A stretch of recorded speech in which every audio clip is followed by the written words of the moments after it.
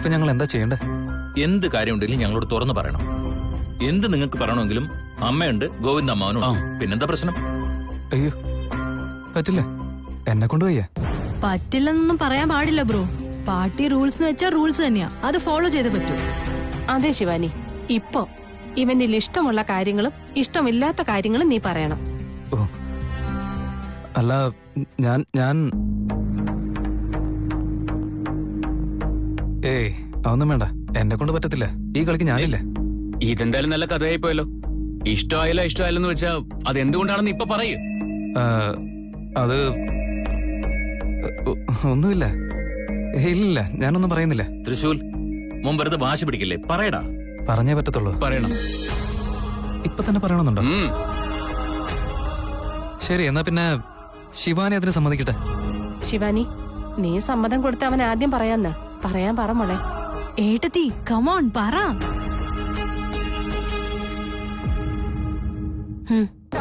അയ്യോ സമ്മതിച്ചു കളഞ്ഞല്ലോ. ഇത്രയും നാൾ അവളെ പറ്റി പറയുമ്പോഴൊക്കെ വഴക്ക് പറയായിരുന്നു. ഇപ്പോ അവള് തന്നെ സമ്മതിച്ചിരിക്കുകയാണല്ലോ. ഇനിയിപ്പോ എന്ത് സംഭവിക്കുമോ എന്തോ.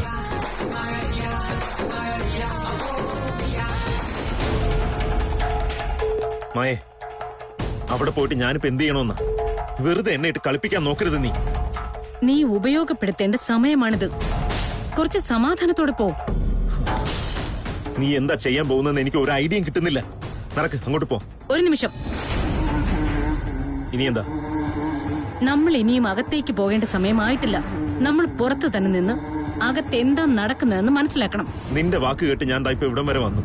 നോക്കാം അകത്തെന്താ നടക്കുന്നത് നോക്കാം. ഏടത്തി സമ്മതിച്ചു കഴിഞ്ഞു. നീ വേഗം അവിടെ പോയി നിക്ക്. അവിടെ തന്നെ.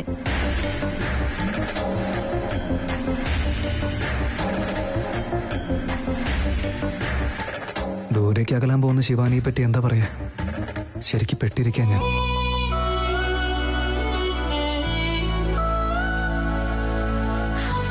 ശിവാനിയെ പറ്റി പറയാനാണെങ്കിൽ എന്തു പറയാനാ? അവളുടെ നല്ല ഗുണങ്ങളെ പറ്റി പറയാനാണെങ്കിലേ ഒരു ബുക്ക് തന്നെ എഴുതാൻ പറ്റും. നീ കണ്ടിന്യൂ ചെയ്യൂ.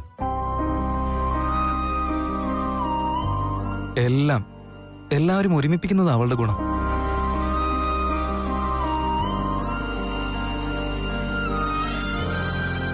കൊച്ചു കൊച്ചു കാര്യങ്ങളും ഓർമ്മയിൽ വെക്കുന്ന സ്വഭാവ.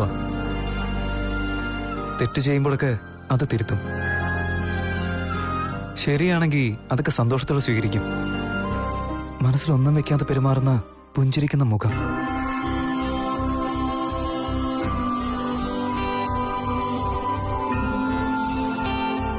കാണുമ്പോ വീണ്ടും കാണാൻ തോന്നിപ്പിക്കുന്ന സൗന്ദര്യം.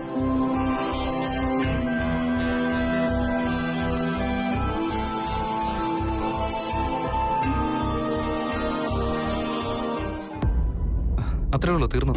അത്രേ ഉള്ളൂന്നോ? അതെങ്ങനെയാ ശരിയാവുന്നേ? ഫുള്ളായിട്ട് പറഞ്ഞേ പറ്റൂ. ഇല്ലെന്നേ, എനിക്ക് നാണം വരുന്നു. പെണ്ണുങ്ങൾക്കില്ലല്ലോടാ ഇത്രയും നാണം. ബാക്കിയും കൂടെ പറഞ്ഞേ. അത്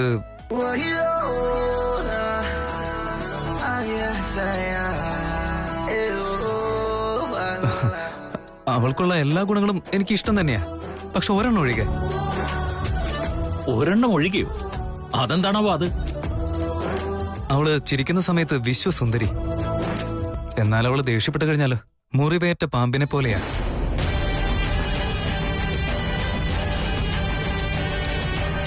എടാ, ഈ വീട്ടിൽ ഒന്നാമതേ പാമ്പിന്റെ ശല്യമുണ്ട്. ഇപ്പൊ നീ പറയുന്നു നിന്റെ ഭാര്യ പാമ്പാണെന്ന്. തൃശൂൽ, വെറുതെ വായു വരുന്നവരൊന്നും പറയണ്ട. പാമ്പെന്ന് കേട്ടാലേ ജീവനം കൊണ്ട് ഓടുന്നവനാ നീ. അതേ നീ തന്നെ പറയുന്ന ശിവാനി പാമ്പിനെ പോലെയെന്ന്. അതും പ്രേമിച്ച് കല്യാണം കഴിച്ച് 1 മാസം കൂടെ ജീവിച്ചിട്ട്, അല്ലടാ?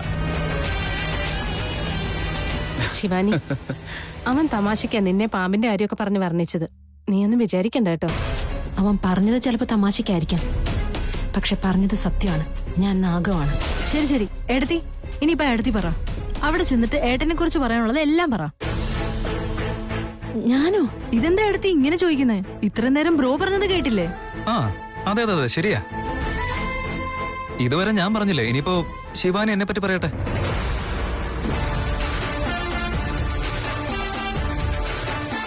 ഇല്ല, എല്ലാവരുടെ മുമ്പിൽ വെച്ച് അങ്ങനെ പറയാൻ പറ്റില്ല. ഞാൻ തൃശ്ശൂരിനോട് റൂമിൽ വെച്ച് പറഞ്ഞോളാം. ആ അല്ല, അതെങ്ങനെ ശരിയാവാ? റൂൾസ് എപ്പോഴും റൂൾസ് തന്നെയാ, ഇവിടെ വെച്ച് പറയണം. ഇല്ല, ഞാൻ റൂമിൽ പോയിട്ട് തൃശ്ശൂരിനോട് പറഞ്ഞോളാം. അത് പോരെ തൃശ്ശൂർ?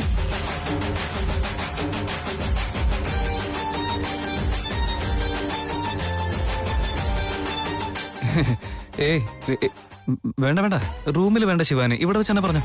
നിന്നെ എനിക്ക് റൂമിൽ വെച്ച് കിട്ടും, അപ്പൊ നീ നോക്കിക്കും. നോക്കി പേടിപ്പിക്കുന്ന കണ്ടിട്ട് എന്റെ കാര്യത്തിലൊരു തീരുമാനമായെന്ന് തോന്നുന്നു. എല്ലാവരുടെ മുമ്പിൽ ഇതെന്തോ പറയുമല്ലോ.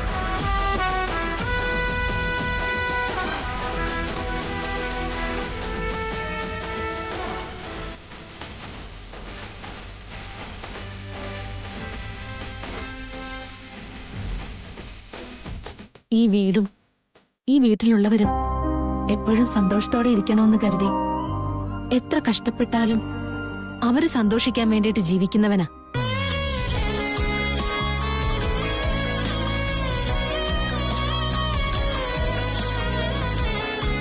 ഒരു പെണ്ണിന് 2 വീടുകളുണ്ടാവും. ഒന്ന് സ്വന്തം വീടും മറ്റൊന്ന് ഭർത്താവിന്റെ വീടും. ആ 2 വീടിനെയും അവൾ ഒരുപോലെ നോക്കിക്കൊണ്ട് നടത്തണം.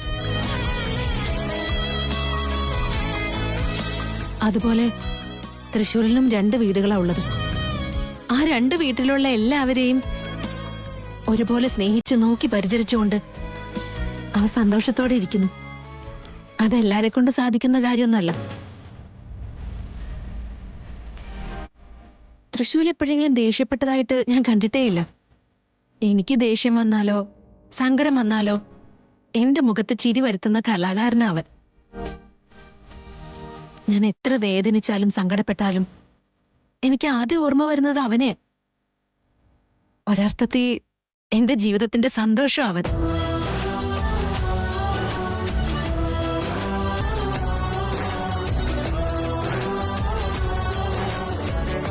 അതിനെല്ലാത്തിനും മുകളിലായി എന്റെ ഏറ്റവും നല്ലൊരു സ്നേഹിതൻ.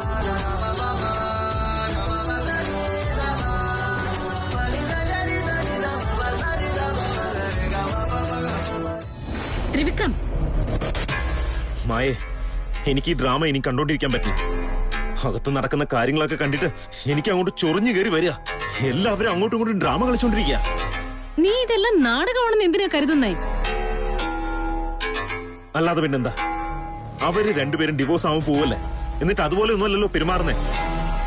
അവർക്കിടയിൽ പ്രശ്നങ്ങളും വഴക്കും ഒക്കെ ഉണ്ടാവേണ്ട സമയമായത്. എനിക്കങ്ങനെ തോന്നുന്നില്ല. അവര് സംസാരിക്കുന്നത് കേൾക്കുമ്പോൾ നമുക്ക് ദേഷ്യം വരുമായിരിക്കും. എന്നാൽ അവര് പറഞ്ഞ ഓരോ വാക്കിലും സത്യമുണ്ടായിരുന്നു. എല്ലാം അവരുടെ മനസ്സിൽ നിന്ന് വന്നതാ. അവൻ എന്തൊക്കെയാ വിളിച്ചു പറയുന്നേ? അവനെന്താ തോണിക്കാരനാണോ അതോ കലാകാരനാണോ? മായേ, ഇവര് നടത്തുന്ന ഈ സെലിബ്രേഷനും അകത്ത് നടക്കുന്ന എൻജോയ്മെന്റും ഒക്കെ കണ്ടിട്ട് അകത്തേക്ക് കയറി ചെന്ന് എല്ലാം നശിപ്പിക്കാനാണ് എനിക്ക് തോന്നുന്നത്. ത്രിവിക്രം, നീ ഒന്ന് സമാധാനമായിട്ടിരിക്കേ. വഴക്കുണ്ടാക്കുന്നത് കൊണ്ട് ഒരു പ്രയോജനം ഉണ്ടാവില്ല. പിന്നെ എന്ത് ചെയ്യണമെന്ന് പറയും? പറയാം. അതുവരെ നീ വെറുതെ ഇരിക്കേ. അവര് പറയുന്നത് കേൾക്കാൻ നിനക്ക് താല്പര്യമില്ലെങ്കിൽ നീ ഇവിടെ തന്നെ നിന്നാ മതി. ഞാൻ പോയി അവരെന്താ സംസാരിക്കുന്നതെന്ന് നോക്കിട്ട് വരാം.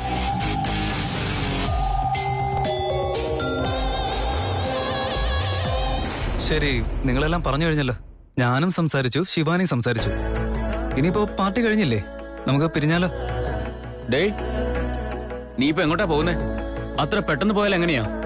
കഥ ഇനി ബാക്കി കിടക്കല്ലേ? ഇനി എന്താ ഉള്ളേ? ബ്രോ, ആക്ച്വലി പാർട്ടി സ്റ്റാർട്ട് ചെയ്യാൻ പോകുന്നത് ഇനിയാ.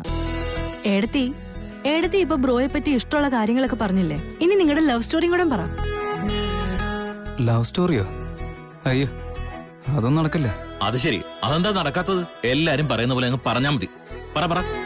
അച്ഛാ, നിങ്ങളിങ്ങനെ കണ്ടീഷൻസ് ഒക്കെ വെച്ച് കഴിഞ്ഞാൽ എനിക്ക് പറ്റില്ല. വെറുതെ ഡേ നീ ഒരുപാട് അങ്ങോട്ട് അഭിനയിക്കല്ലേ. ഇപ്പൊ നീ പറഞ്ഞില്ലെങ്കിൽ എന്റെ ചേച്ചി അളിയനെ വലയിലാക്കിയത് എങ്ങനെയാണെന്ന് അങ്ങോട്ട് പറഞ്ഞു തരും. തൃശ്ശൂർ, നീ ആദ്യം പറയടാ. അമ്മേ, പറയടാ. ഒന്ന് ചെല്ലു ബ്രോ. പോടാ. ശിവാനി, നീ ഇങ്ങ് വാ മോളെ.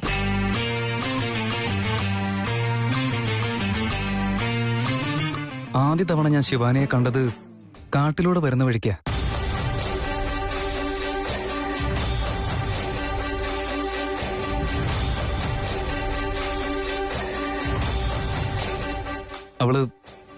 എനിക്കിപ്പോഴും ഓർമ്മയുണ്ട്. ഹാഫ് സാരി ഇട്ടിരുന്നേ.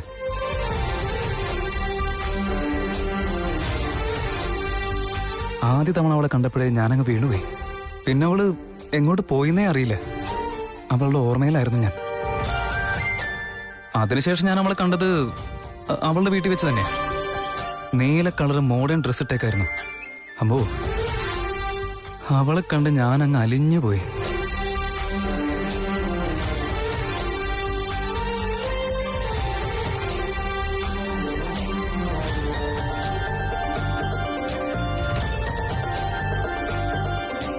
കാലിയായി കിടന്ന ഹാർട്ടിന് വേറെന്താ വേണ്ടേ?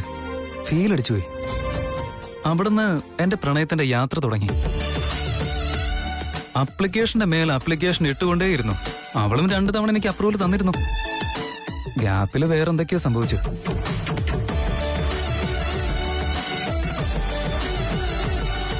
ഇതുപോലെ മാസങ്ങളോളം പ്രണയത്തിന്റെ യാത്ര അങ്ങ് തുടർന്നു പോയിക്കൊണ്ടിരുന്നു. അവസാനം ഞാൻ തന്നെ അവളുടെ കഴുത്തില് താലി കെട്ടി സ്വന്തമാക്കി. തൃശ്ശൂലിന്റെ അവസരം കഴിഞ്ഞു. ശിവാനി, ഇനി മോളുടെ ഓപ്പർച്യൂണിറ്റിയാ. ഞാനോ? ഇപ്പോഴല്ലേ അവൻ പറഞ്ഞത് 2 തവണ നീ അപ്രൂവൽ കൊടുത്തിട്ടുണ്ടെന്ന്. അതിനെപ്പറ്റിയെങ്കിലും ഒന്ന് പറ മോളെ. ആദ്യമായി തൃശ്ശൂലിനെ കണ്ടപ്പോ നിനക്ക് എന്താ തോന്നിയത്? പറയേ. ചെല്ലെടുത്തി, ചെല്ല്. ചെല്ലു മോളെ. പോ മോളെ. ശിവാനി, ചെല്ലു മോളെ.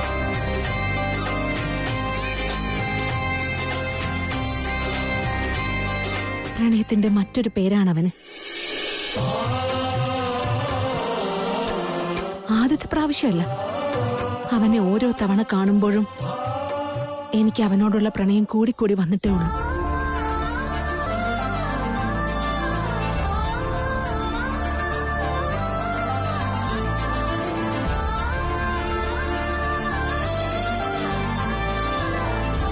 എന്റെ ഇന്നലകളിൽ അവൻ എപ്പോഴും ഉണ്ട്.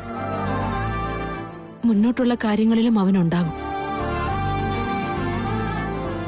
എന്റെ ഓരോ ശ്വാസവും അവനാണ്.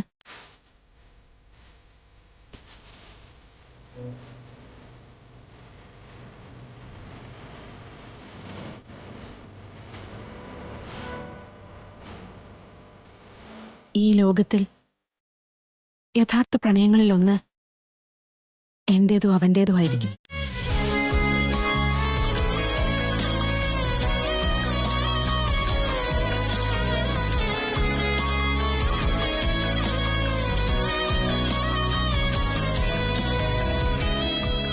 എന്താ എല്ലാരും ഇങ്ങനെ ഷോക്ക് ആയിട്ടിരിക്കുന്നേ? ഏട്ടത്തി പറയുന്ന കേട്ടിട്ട് എല്ലാരും മയങ്ങിയിരിക്കുവാണോ? തൃശൂൽ ബ്രോ, ഇത് നിന്നെ പറ്റിയല്ല.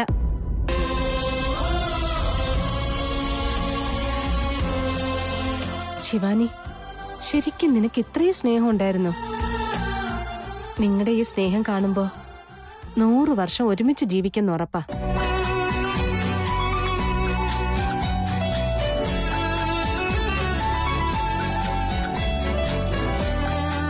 ഓ, ഇത്രേ ഉള്ളോ?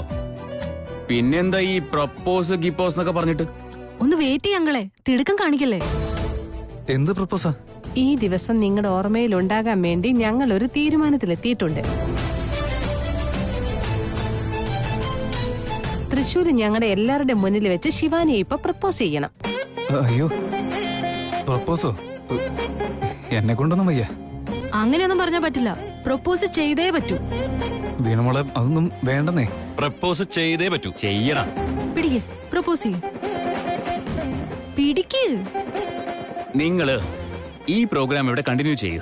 ഞാൻ പോയി അടുത്ത പ്രോഗ്രാമിന് റെഡി ആയിട്ട് വരാം.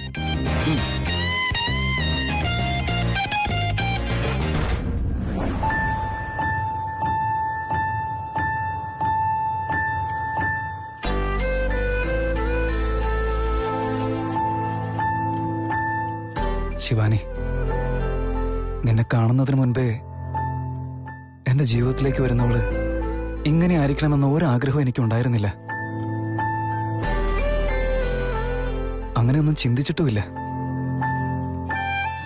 നിന്നെ കണ്ടതിനു ശേഷം ഞാൻ ആഗ്രഹിക്കുന്ന സർവ്വ ഗുണങ്ങളും നിനക്കുണ്ടെന്ന് തോന്നി. ഞാൻ നിന്റെ എതിരെ വന്ന് നിൽക്കുമ്പോ എന്റെ ഹൃദയമിടിപ്പ് വളരെയധികം കൂടും. എന്റെ കൺപീലികള് ചലിക്കാൻ തന്നെ മറന്നു പോകാറുണ്ട്. പിന്നെ പിന്നെ നമുക്കിടയിലുള്ള ദൂരവും നമ്മുടെ ഹൃദയത്തിലേക്കുള്ള ദൂരവും കുറയുന്നത് പോലെ തോന്നി. ഈ പ്രപഞ്ചത്തിൽ യഥാർത്ഥ പ്രണയം എന്നൊന്നുണ്ടെങ്കിൽ അത് നമ്മൾ തമ്മിലുള്ള പ്രണയ. എന്റെ അമ്മ എനിക്ക് ആദ്യാക്ഷരങ്ങൾ പഠിപ്പിച്ച ടീച്ചറാണെങ്കിൽ നീ എനിക്ക് പ്രണയം പഠിപ്പിച്ചു തന്ന ടീച്ചറാ. എന്റെ പേര് നിന്റെ പേരിന്റെ അടുത്ത് വെക്കാം. ആ പേരിന് ജീവൻ കൊടുക്കാൻ പറ്റുമോ?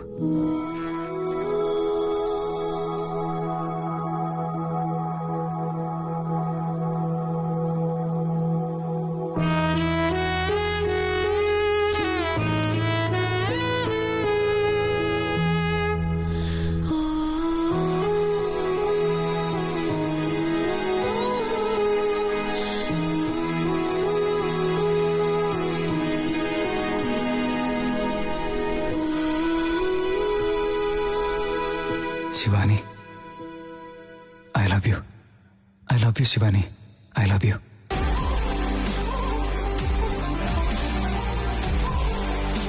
ഞാൻ നിന്നെ ഒരുപാട് സ്നേഹിക്കുന്നുണ്ട്. ഞാനും അതെ.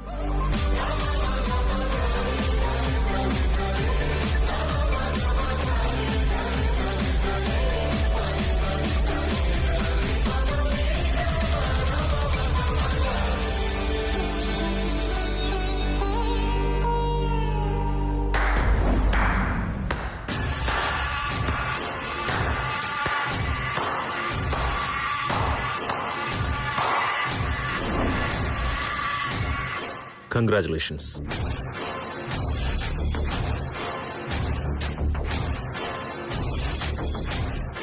Congratulations.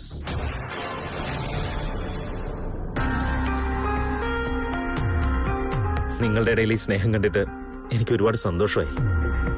എല്ലാ കാലത്തും ഇങ്ങനെ ഇരിക്കട്ടെ.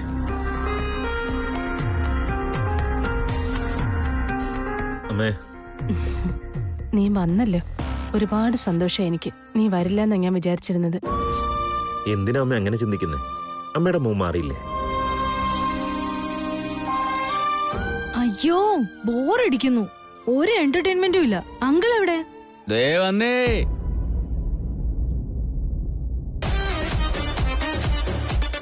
വരുമോനെ, വരുമോനെ.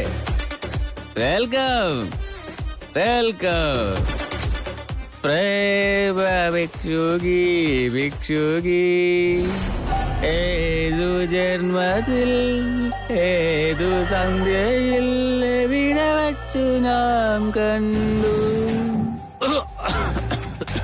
പ്രേമ ഭിക്ഷുകി, ഭിക്ഷുകി, ഭിക്ഷു.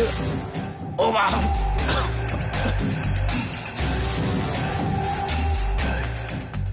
ഏതു ജന്മത്തിൽ ഏതു സന്ധ്യയിൽ എവിടെ വച്ചു നാം കണ്ടു, എവിടെ വച്ചു. മരുമോനെ, അയ്യോ, എന്റെ പെർഫോമൻസ് കാണാനുള്ള ഭാഗ്യം നിനക്കില്ലാതെ പോയി. അങ്ങനെയല്ലേ?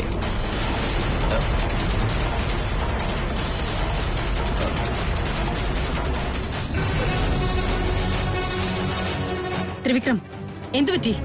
എന്താ തിരിച്ചു വന്നേ? ഞാൻ പറഞ്ഞ കാര്യങ്ങൾ ചെയ്തു കഴിഞ്ഞു. കഴിയാതെ ഇങ്ങോട്ട് വരണ്ടെന്ന് ഞാൻ പറഞ്ഞിരുന്നല്ലേ? മായ, എന്നെ കൊണ്ട് പറ്റുന്നില്ല. അകത്തിരിക്കുന്ന ഓരോരുത്തരും എന്നെ ഹേർട്ട് ചെയ്തോണ്ടിരിക്കുക.